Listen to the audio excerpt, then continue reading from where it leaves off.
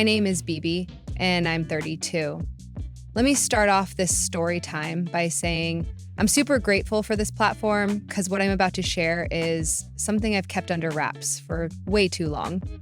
You see, everything remains anonymous here, and I need that because revealing this story might put me in some serious trouble. But I just had to vent, and part of me feels like my story might be able to help someone, so here goes. As you have probably seen from the title, turns out I dodged a massive bullet when I decided not to marry my fiancé, Miguel. And it all boils down to one person, my mother-in-law, Judith.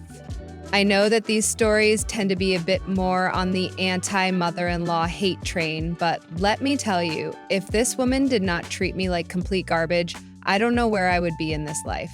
And I am grateful for everything she did for me. Okay, enough sappiness, let me get into it. At first, things were all sunshine and rainbows between Judith, my mother-in-law, and me when I was dating her son, Miguel. She was the sweetest thing, always so kind to me. It felt like I'd hit the jackpot with the perfect future mother-in-law. She was always assuring me of her love for me, telling me I was like the daughter she never had. She has 8 sons. Woof. And to be fair, she was like a second mother to me, considering I wasn't all too close with mine at all. It seemed like everything was going pretty smoothly on my end. I had a rich boyfriend who loved me to bits, and an equally caring mother-in-law. What more could a girl ask for? Like I said, things were swell until they weren't. You see, Miguel had proposed to me after dating for several months, and guess where? Madison Square Garden, no less. I mean, it was epic, and I thought we were on top of the world. We were surrounded by all our friends and family, and I noticed when I was scanning the crowd that Judith looked weird. She wasn't smiling and cheering like the others. Instead, she looked sad, almost bewildered, and I didn't know why. I thought that maybe she had a tummy bug, or maybe she just got a bad text or something. Whatever, I was trying to enjoy the moment. So I went back to being present with my new fiancé. Even though I chalked up my mother-in-law's weirdness to other factors, when I had approached her a couple of days ago after settling down into fiancé life, she was still acting odd, but even worse this time because it was laced with rudeness too. WTF, she became distant and a bit snarky. She was treating me like I was some annoying and dirty kid that no one wanted to play with at the playground, and I just didn't get it, considering the week before we were chums. What gives? Why was she seemingly mad that I was now her son's fiancé? It was weird. I mean, who wouldn't want to share the joy of their son's proposal? But the way things went down, it was like a switch flipped in her, and our relationship took a nosedive, and I didn't know what I could do about it. As any fiancé would, I told Miguel about what was going on because I wanted to get to the bottom of this nonsense. Are you sure about this, babe? My mom is literally in love with you. She's always been so kind and warm to you. Why would she treat you like this out of the blue? That's what's beating me, babe. I just don't get it. I was meant to go to her place to bake some cookies for that charity drive I told you about, but she canceled on me, saying that she'd rather do everything herself. Interesting. Interesting. I just mean, it's a bit strange. She used to be so sweet and we got along so well, but recently she's been so distant and a little rude. I really can't put my finger on it. I'll talk to her about it. Maybe there's something bothering her that we don't know. Yeah, that sounds like a good idea. Thanks, babe. I just miss the days when we all got along so well. It's been a bit uncomfortable lately. A couple of days passed, and just when I thought things might be getting back to normal, I started receiving anonymous texts from someone. All the texts ever said was, "Leave that man if you know what's good for you." Creepy, right? Of course, I blocked the number, but then I'd get another text from a new unknown number saying the same thing, and then another, and then another. It was freaking me out big time. I wanted to immediately tell Miguel about it, obviously, so I made my way down to the kitchen, which is where he was at 11 p.m. for some reason, but something stopped me dead in my tracks. I was about to find him in the kitchen, and that's when I overheard him speaking on the phone. Miguel was talking in Spanish, which I didn't understand, but then I heard him say my name. And eventually I heard him say, "She can't ever find out." That's why I'm marrying her. What the heck? I couldn't make heads or tails of whatever the hell he was saying. What was he hiding from me and why? It pissed me off that he might be keeping secrets from me. It gave me a really bad feeling, and I didn't like it one bit. So, you know what I did? In my pettiness, I decided to keep those mysterious text messages a secret from my fiancé, since it seemed like he had his own secrets to hide. So the next day, I couldn't help but be a bit cold and standoffish towards Miguel, considering what I had overheard last night. I was hoping he would notice my mood and decide to tell me whatever he was hiding, but in typical male fashion, he seemed pretty oblivious. He was genuinely confused by my behavior, wondering what was going on. He had asked me multiple times, and in typical female fashion, I said nothing, and proceeded to act snotty and petty. Eventually, Miguel, in an attempt to make things right, decided that it would be best if me and Judith rekindled our bond and squashed whatever beef was going on between us, since it was clearly affecting my mood. I was opposed to the idea, obviously, but before I could say anything, Miguel had already texted his mother, telling her to come over and saying it was important. Not long after, Judith arrived, and when she saw me, her expression looked like she'd seen a ghost. It was as if she was so scared of me, and I couldn't understand why. But then, in a flash, Judith's fear quickly turned to anger, and she started mistreating me, saying all sorts of awful things. She went as far as telling me that I didn't deserve to marry Miguel. Miguel finally yelled at his mother and told her to stop, and Judith immediately shut up. And you might be wondering why Miguel's head wasn't put on a pike immediately after yelling at his mother like that, but let me tell you, things were a bit different in the Isaac household. Let me give you the lowdown on Miguel's family dynamics. You see, he came from a pretty traditional Spanish family where women were always considered second-class citizens, even to a 5-year-old son. It was like having sons was the holy grail or something. So, Miguel talking to his mother that way was, well, just the way things were in his family. Women weren't respected, which was very sad. This isn't me saying that all traditional Spanish-speaking households are like this. Rather, there are some old practices in certain traditional families that need to be cut out. Please don't cancel me. I didn't like it one bit, and I'd often reprimand him for being so crass towards his mother, but Miguel would just tell me that I'd never understand their relationship dynamic, and he would go on being rude. In instances like this, when Miguel would yell at Judith in front of me, I would always stand up for my mother-in-law. Maybe that was the reason why we got along so well, but this time I didn't stand up for her. I know it was a rotten thing to do. I was angry, confused, and hurt by the way Judith had treated me in the past weeks, so I decided to get my lick back a little. But it didn't make me feel good, not one bit. Even though she was doing me so dirty and treating me like a fake friend, Judith looked like she wanted to cry, so she mumbled an excuse about needing water and hurried to the kitchen. Feeling bad at this point, I rushed after her, putting my pride aside because I still genuinely cared for Judith. This was also a good opportunity to corner her and get to the bottom of why she was treating me like a cockroach when I was supposed to be her future daughter-in-law. Judith, can we talk for a minute? Are you okay? Why are you here? I live here. Stop being so rude to me. What the hell is wrong with you? What do you want, child? I need to know why you've been treating me so rudely lately and why you never congratulated me on the engagement. It's almost like you hate me now. Oh, get over yourself, BB. I don't hate you. I just don't care for you. You're not important, and you're not good enough for my son. You should just leave while you still can. I think there's something deeper going on. You used to like me, and now it's like you can't stand me. What did I do to you? I just don't like you anymore. You're just not a good person in my eyes. That's bullcrap, Judith. I demand the truth right now. At this point, Judith's mask was slipping, and she was getting a bit frantic instead of looking and acting like Cruella de Evil. There was a silence, and then she whispered, "You'd leave that man if you knew what was good for you." And that's when it clicked. Wait a minute, that sounds familiar. Those are the exact same anonymous texts I'd been getting. It was you, Judith? Why would you do that? Do you know how scared I was? I I don't know what's going on, but it's gone on far enough. Cut the crap. What, Judith? Tell me, what the hell is all of this for? Why are you treating me this way? I can't. Then Miguel's footsteps were getting closer to the kitchen, and we heard him say, "What's going on in here?"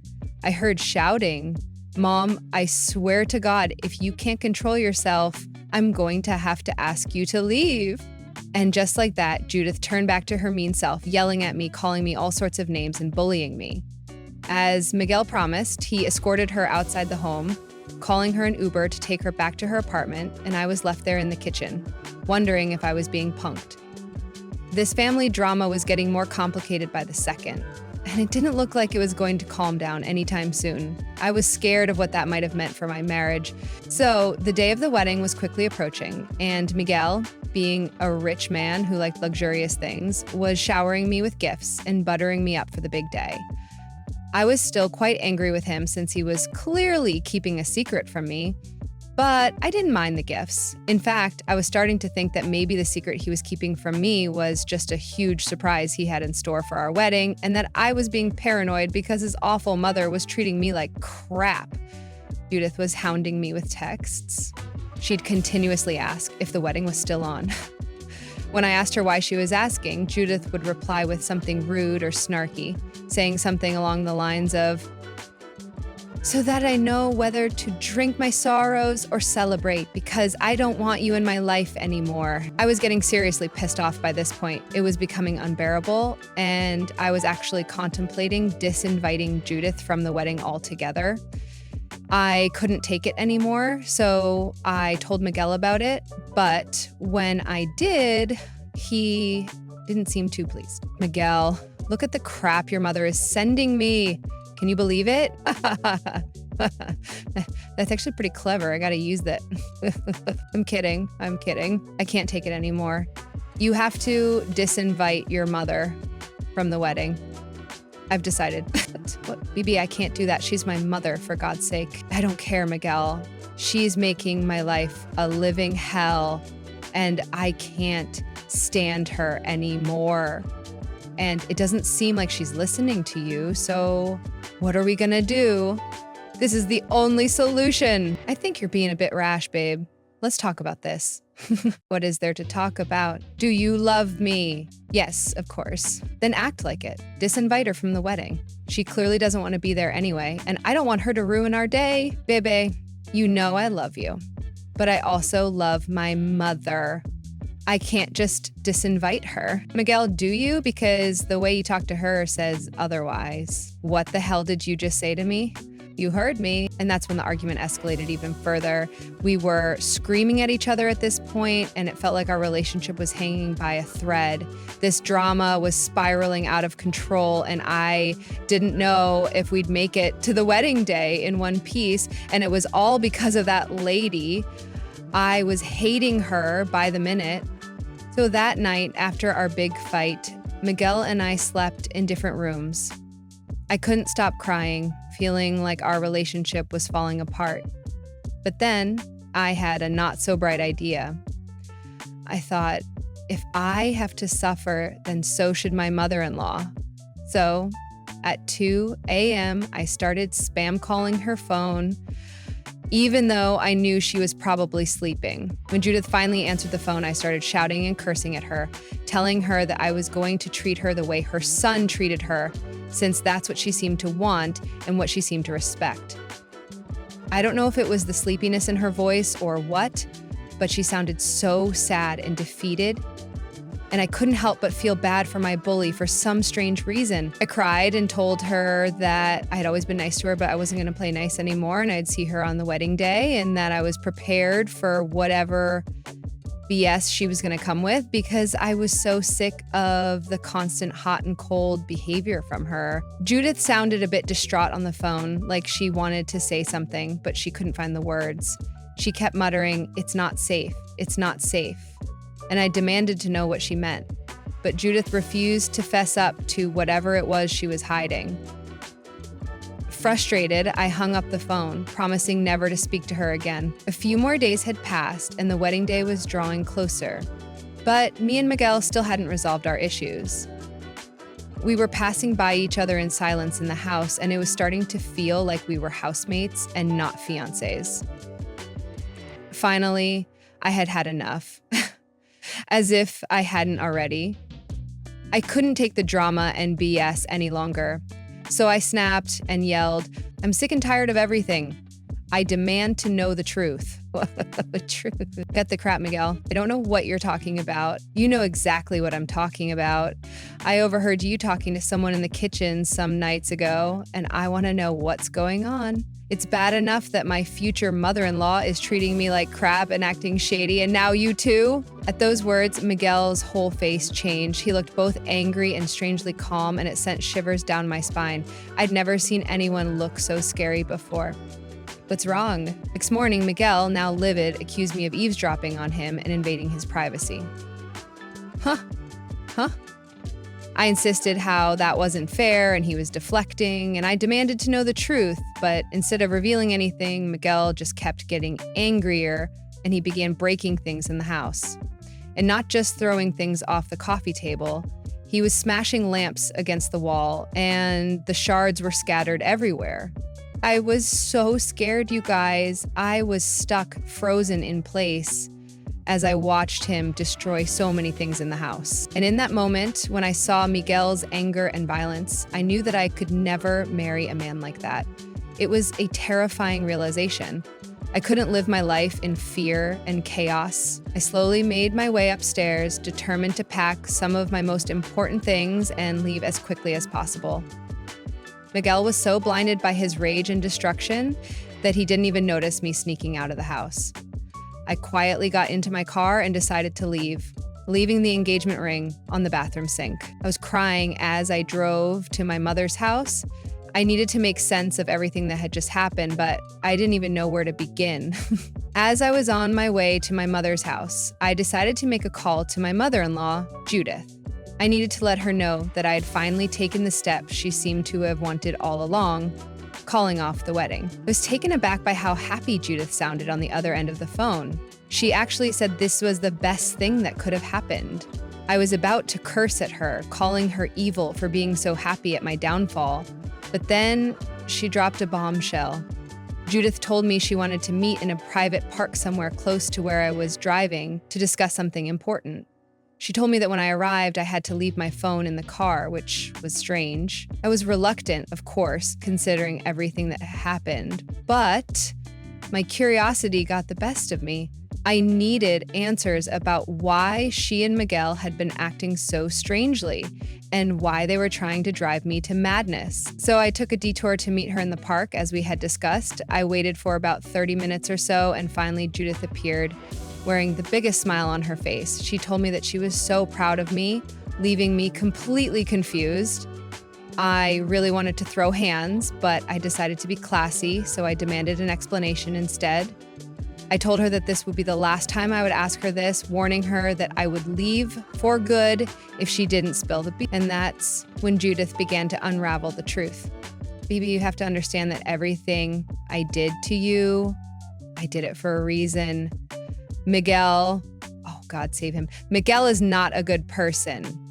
Ever since his father died, we've been through hell trying to survive. We busted our asses trying to come to America, but it wasn't easy. My sons turned to a life of crime, and Miguel, being one of the youngest, was the most impressionable.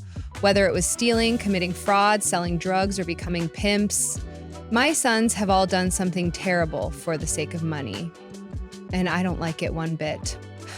But Miguel, I think he's the worst of them all.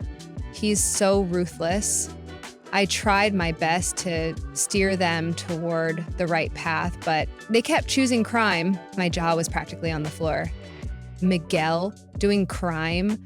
Is that where all this money was from? That's a reason I was so mean to you, baby, was because I wanted you to leave him before it was too late. You see, I know Miguel was planning on doing something terrible to you because he's been married 3 times before, and all of his wives mysteriously died on their wedding night. My heart sank at her words, and my mind struggled to process the horrific revelation. This was beyond anything I could have imagined, and I felt all my hair stand on end. I demanded more details, needing to know everything. Judith's confession had unraveled a dark web of secrets that had entangled me in ways I couldn't understand. I sat there, stunned and horrified, as Judith continued to reveal the nightmarish truth about Miguel. She explained that she suspected that Miguel's crimes were far worse than she initially thought. All three of his previous wives had tragically died on their wedding nights, and it had always seemed suspicious to her. It wasn't until the last marriage that I realized it couldn't be a coincidence. Miguel must have been responsible for his wives' deaths. I've been so scared, Bibi, but I wanted to save you before it was too late. I couldn't properly confront Miguel because I was afraid of what might happen to me, or you, or anyone for that matter. He's so unpredictable. I know you've only been introduced to kind and composed Miguel, but I'm telling you, he's much worse. I didn't want to tell you the truth over the phone or through texts because I believe Miguel has all our phones tapped. That's why I told you to leave your phone in the car. She went on to express how sad she was for the way I had found out, but she was relieved that she had been able to save at least one of the many girls Miguel had undoubtedly hurt. I was left speechless, unable to comprehend the depths of Miguel's dark secrets. Judith begged me to pack up everything I knew and loved and move far away, just in case Miguel tried to find me. I revealed that Miguel had become violent back home, which is why I left him behind, and Judith wasn't surprised. She told me that he had always been a violent person, and it was only a matter of time before he turned that violence towards me. 3 years have passed since that day, and I have not heard from Miguel or Judith again. I was relieved to have escaped, but I'd be lying if I said I wasn't still haunted by the memories of everything. I couldn't let Miguel continue to harm innocent women, so I decided to take matters into my own hands. I penned several anonymous letters talking about his dark past and warning other women to stay away from a man who fit Miguel's description. The letter was posted in tabloids, newspapers, and on various online forums. My hope was that it would reach the eyes and ears of potential victims, preventing them from falling prey to his deceitful schemes. I hope he rots in hell.